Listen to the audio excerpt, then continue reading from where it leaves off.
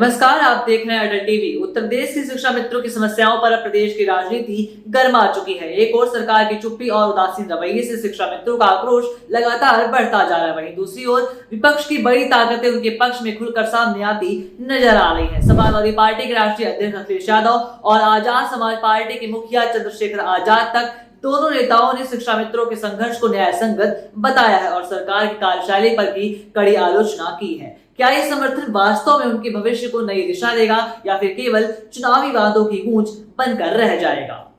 आइए विस्तार से समझते हैं किस नेता ने क्या कहा है और किस तरीके से शिक्षा मित्रों की समस्याएं अब प्रदेश के सियासी विमर्श का हिस्सा बन चुकी हैं। समाजवादी पार्टी के अध्यक्ष अखिलेश यादव भी शिक्षा मित्रों की समस्याओं को लेकर लगातार प्रदेश सरकार पर हमलावर रहे हैं। उन्होंने कई बार जनसभाओं में और प्रेस कॉन्फ्रेंस में इस बात को दोहराया है कि भाजपा सरकार ने शिक्षा मित्रों के साथ वादाखिलाफी की है। अखिलेश ने यह भी कहा है कि प्रदेश में बेरोजगारी चरम पर है, भर्ती परीक्षाएं लीक हो रही हैं और युवाओं को नौकरी देने में ये सरकार पूरी तरीके से विफल रही है। उन्होंने इस बात पर जोर दिया है कि जब तक शिक्षा मित्रों की स्थिति में सुधार नहीं होगा तब तक प्रदेश की शिक्षा व्यवस्था भी पटरी पर नहीं आ पाएगी। अखिलेश यादव के इस रुख से शिक्षा मित्रों को राजनीतिक स्तर पर और अधिक मजबूती मिल रही है और सरकार पर दबाव बनता दिखाई दे रहा है। शिक्षा मित्र और तमाम जो हमारे पढ़े लिखे नौजवान जो धरने आंदोलन पे बैठे हैं, उनको न्याय समाजवादी सरकार में ही मिलेगा, पीडीएस सरकार में। वहीं दूसरी ओर भीम आर्मी प्रमुख और नगीना से सांसद चंद्रशेखर आजाद ने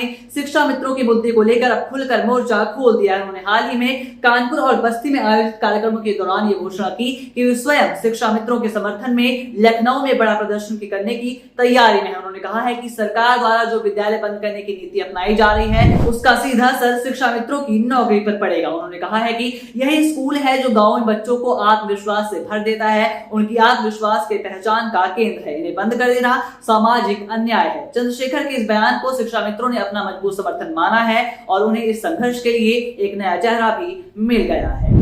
या शिक्षा मित्रों का मामला हो, उनके समायोजन का, चाहे 69,000 शिक्षक भर्ती का मामला हो, तमाम तरह से कमजोर वर्गों के खिलाफ अन्याय किया जा रहा है। मुसलमानों पे बुलडोजर चल रहे हैं, उनके घरों को जमींदोज किया जा रहा है, उन पे गोलियां चल रही है, दलित पिछड़े वर्ग के लोगों को मार मार के लटकाया जा रहा है, उनकी बच्चों की अस्मतों पे भी हमला हो रहा है। कानून व्यवस्था खत्म हो चुकी है।